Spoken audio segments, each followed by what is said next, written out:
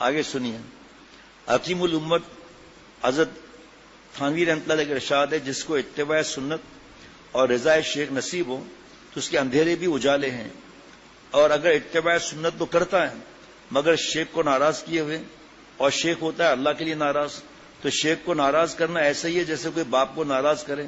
تو جس طرح ماں باپ کو خوش کرنا ضروری ہے، اسی طرح جائز باتوں میں شیخ کی رضا بھی ضروری ہے، اور جو شیخ کو ناراض رکھتا ہے، عمل نہیں کرتا، یہ شخص بھی محروم رہے گا، اس کے اجالے بھی اندھیرے میں ہوں گے۔ اگر اس کو روشنی نظر آتی ہے تو سمجھ لو سب دھوکہ ہے۔ اب کسی کے نئے لوگ ہوتے ہیں نا، یا بیان کئی جگہ سنا جاتا ہے، تو کسی کے دل میں آئے کہ یار اتباع سنت صرف، حالانکہ اتباع سنت میں اتباع شریعت خود بخود آ گئی۔ اتباع سنت نا، تو آپ صلی اللہ علیہ وسلم تو شریعت پہ عمل کر کے فرماتے تھے نا کہ اللہ نے یہ حکم دیا ہے، تو فرمایا کہ جہاں یہ ہو کے بھائی دوسرے لوگ بھی سنتے ہیں تو پھر وہاں کہہ دیا کہ اتباع شریعت اور سنت، حالانکہ جملہ ایک ہی ہے، اتباع سنت۔ لیکن کوئی نیا، جیسے ابھی 2 لوگ نیا آئے ہوئے ہیں اور ان کے ذہن میں شیطان ڈالے گا کہ یار یہ کون سا طریقہ ہے، کہ شریعت کا نام ہی نہیں لیا۔ علماء جانتے ہیں اتباع سنت میں شریعت خود آ جاتی ہے۔ آپ صلی اللہ علیہ وسلم روزہ رکھتے تھے، حج بھی کیا ہے جی، نماز بھی پڑھی، تو وہ سنت ہے جو فرض واجب کے معاملات ہیں۔ روزہ فرض ہے تو اتباع سنت میں روزہ تو خود آ گیا نا۔ بہرحال جب دعا ختم ہو جائے تو دونوں ہاتھ چہرے پر مل لو، یہ سنت ہے۔ اس میں اللہ تعالیٰ سے یہ امید ہے کہ گویا دعا قبول ہو گئی اور اللہ نے دیا، ہم نے سر آنکھوں پر رکھ لیا، پہلے دیکھ لوں یا ہے یا نہیں لکھا ہوا۔ ہر بات ایک جگہ تھوڑی لکھی جاتی ہے، میرے بٹن نہیں ہے، یہاں پر زپ ہے، تو بٹن نمبر 2، آپ صلی اللہ علیہ وسلم وقت میں بٹن نہیں تھا، لیکن سمجھانے کے لیے حضرت شاہ برق صاحب محی السنہ نام تھا ان کا، حضرت حکیم الامت تھانوی رحمۃ اللہ کے اجل خلفاء میں تھے۔ 22 سال کی عمر میں جس کو حضرت مجدد کی خلافت ملی، وہ کیا چیز ہوگا بھائی، کیا نعمت ہوگی وہ۔ تو بٹن نمبر 2، اور ہاتھ ایسے نہ رکھے، دعا قبول ہوتی ہے، ایسے بھی ہاتھ نہ رکھے، دعا مانگ کر سب پیچھے پھینک دیا، جو ملا پیچھے پھینک دیا۔ سنت کا طریقہ اسہل بھی ہے، اکمل بھی ہے، اجمل بھی ہے، کہ اللہ خوش ہوتے ہیں کہ میرے محبوب کی نقل کر رہا ہے صلی اللہ علیہ وسلم، کہ آپ صلی اللہ علیہ وسلم جیسا نہ کوئی تھا، نہ کوئی ہے، نہ کوئی ہوگا۔ ہم ڈھونڈتے مولا کو ہیں اور پا کے رہیں گے، مولا کے تھے، مولا کے ہیں، مولا کے رہیں گے۔ تو دعا مانگنے کا سنت طریقہ کیا ہے کہ بٹن نمبر 2 کے سامنے ہاتھ ایسے سیدھے بالکل، یعنی ہمارا رخ کعبے کی طرف اور ہتھیلیوں کا رخ آسمان کی طرف، اور اتنا گیپ ہونا چاہیے، اتنا فاصلہ، جیسے تربوز لیتے ہیں نا تو ایسے نہیں لیتے، ایسے لیتے ہیں، اتنا گیپ ہونا چاہیے، یہ اتنا ہلکا سا، سنت کی بات کر رہا ہوں میں۔ اور اللہ تعالیٰ کو سنت پسند ہے، فاتبعونی، میری نقل حضور صلی اللہ علیہ وسلم فرما رہے ہیں۔ اللہ فرما رہے ہیں لقد کان لکم فی رسول اللہ اسوۃ حسنہ، ہم نے اپنے لاڈلے اور محبوب کا نمونہ دے دیا، نہ اس سے کم چاہیے نہ زیادہ چاہیے۔ اب چاہے خوشی ہو، غمی ہو، شادی ہو، جو بھی ہو جناب، جس کی قسمت ہوگی سنت پہ عمل کرے گا۔ اب آپ صلی اللہ علیہ وسلم نے کس طرح کیا ہے نکاح؟ مہندی مائیں اور صحرا بندی ہوا، مہندی بیٹی کو لگا لو، بیوٹی پارلر کا فتویٰ لے لو کہ جائز ہے وہاں جانا۔ وہاں بے حیائی، اریانی، فحاشی، 13-14 سال کے لڑکے کام کر رہے ہیں، ٹیلی ویژن چل رہا ہے، عورتوں کا جو سطر کھلا ہوا ہے، گندی تصویریں لگی ہوئی ہیں، وہاں بیٹھ کر اپنی بیٹی کو بیوٹی پارلر، تو اس کے اخلاق بھی صحیح کر دے گی بیوٹی پارلر والی خاتون جی۔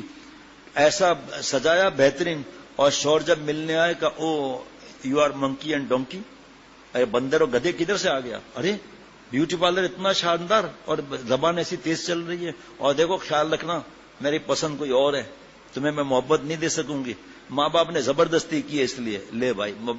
ارے یار 1.5 مہینے میں طلاق ہوئی ہے موبائل کی وجہ سے، 1.5 مہینے میں طلاق ہوئی ہے، کہ مجھے خلا دو، طلاق دو، مجھے نہیں چاہیے، مجھے پہلے موبائل دو۔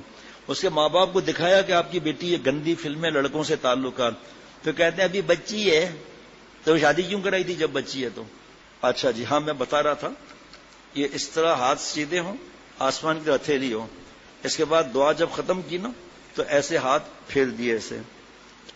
ہمارے دوست ہیں، بھائی ہیں، ہمارا فرض ہے دعا کرنا کہ یا اللہ ہم کو کوئی مشکل نہ ہو، ہر کام آسانی سے ہو جائے، اللہ خوش ہو جائیں گے۔ غائب کی دعا غائب کے لیے قبول ہوتی ہے، سنت ہے، یہ حدیث پاک ہے کہ غائب کی دعا غائب کے لیے قبول ہوتی ہے جناب۔ بہرحال تو یہ سنت طریقہ جو ملا ہم نے لے لیا۔ اب بعض لوگ بےچارے ایسے ہاتھ کھول کر اور پیچھے پھینک دیتے ہیں، جو ملا ہم نے پیچھے پھینک دیا۔ دعا تو ہر ایک کی قبول ہوتی ہے، چاہے دعا اگلے ہاتھ اٹھائے نہ اٹھائے، ادعونی استجب لکم، اللہ حکم دے رہے ہیں مجھ سے مانگو، میں تمہیں دیتا ہوں، تمہیں دوں گا. اسی فکر ہونی چاہیے بھائی.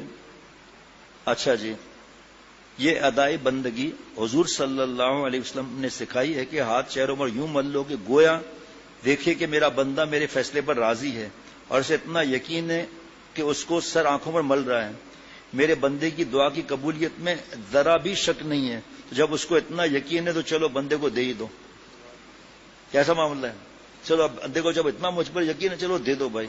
اور اللہ دیتے ہیں نا، حدیث پاک دیکھ لیں، ہمارے دین کا سوچ کر پھر اللہ دیتے ہیں، اور جس میں ہمارے دین کا ضرر ہے اس دعا کے بدلے آسمان پر اتنا ملے گا ہم حیران ہو جائیں گے خود. جناب اللہ تعالیٰ خوش ہوتا ہے کہ میرا بندہ ہاتھ اٹھائے ہوئے مانگے ہی جا رہا ہے. اس سے بہت حضرت فرماتے تھے، جملہ پتہ نہیں لکھا ہے نہیں لکھا، تو میں جب ہاتھ اٹھاؤ نا، شارق سن رہا ہے، جب ہاتھ اٹھاؤ تو اٹھا ہی رکھو، جب اٹھاؤ تو اٹھے ہی رکھو. ہمارا کیا ہے، میں اپنی بات کرتا ہوں، یا اللہ دونوں جان جو خوشیاں دیتے، جملہ مکہ سے دیسنا پورے فرد میں، اللہ عبد الشکور بھائی کو کارخانہ دے دے، اللہ مجھے 3 کارخانے دے دے، صلی اللہ علیہ وسلم. سب کے لیے دعا آ گئی، اللہ سب کے جملہ مکہ سے. بھائی کچھ کیا یہ معاملہ ہے بھائی؟ ابا یا 5 روپے دے دینا، جا کے گٹکا لے رہے ہیں. اور بھائی تو 5 ابا کے پاس رکھے ہیں 5-5 ہزار، تو مانگ رہا ہے 50 روپے، وہ تو 500 تو کم از کم مانگ بھائی. ایک آدمی جو ہے مسجد کے اندر رو رہا تھا، یا اللہ 5 کروڑ کا سوال ہے، یا اللہ بڑا مسئلہ ہے، 5 کروڑ کا سوال ہے، یا اللہ 5 کروڑ مانگ رہا ہے. ایک آدمی برابر میں آ کر بیٹھا کہ یا اللہ 1000 روپے کا سوال ہے. اس کو غصہ آ گیا، میں 5 کروڑ مانگ رہا ہوں، یہ 1000 مانگ رہا ہے. اسے جیب سے 1000 روپے نکال کر کے، لے تو جا بھائی اپنا کام کر، یہ 5 کروڑ مانگ رہا ہے. 1000 روپے دیے، چلو چھٹی. جو تکلیفیں پریشانیاں غم آتا ہے نا، اس کا سنو خبر. اللہ اللہ. تو یہ دعا کے آداب ہو گئے، دعا مانگنے کا طریقہ اور سلیقہ سکھا دیا، بتا دیا. اللہ تعالیٰ میرا اور میرے ساتھیوں کا سفر قبول فرمائے. یہ سفر کی بیان ہے. من تمسک بسنتی عند فساد امتی فلہ اجر 100 شہید. جو اس زمانے میں ایک سنت کو زندہ کر دے جبکہ سنتیں ختم ہو رہی ہوں تو اس کو 100 شہیدوں کا ثواب ملے گا. سنت کو زندہ کرنا بہت بڑا اجر رکھتا ہے. اللہ تعالیٰ ہمارا کہنا اور آپ کا سننا قبول فرمائے. اللہ تعالیٰ جب زبان قبول کرے گا تو پورا جسم بھی قبول کرے گا. اللہ جب اللہ کسی کی آنکھ اور کان قبول کرے گا تو سارا جسم خود بخود قبول ہو جائے گا. جناب اچھا آگے لکھا ہوا ہے، اور جس کے کان قبول کرے گا پورا جسم قبول کرے گا. اللہ تعالیٰ جب دینے آتے ہیں تو کوئی سوچ بھی نہیں سکتا. چنانچہ حدیث شریف میں ہے، جو اللہ کی یاد میں روتے ہیں اور ان کے آنسو نکل آتے ہیں تو جہاں جہاں یہ آنسو پہنچیں گے دوزخ کی آگ وہاں نہیں لگے گی، وہاں دوزخ کی آگ حرام ہو جائے گی. لہٰذا جب آنسو نکلیں تو ان کو چہرے پر اچھی طرح مل کر خوب پھیلا لو. حکیم الامت حضرت تھانوی رحمۃ اللہ علیہ فرماتے آنسو لگنے سے چہرے کا اتنا اثر تو جنت میں چلا گیا، لیکن باقی جسم کا کیا ہوگا؟ یہ ہے ہمت بڑھانے والے، یہ ہیں جو ہمیں مایوس نہیں کرتے.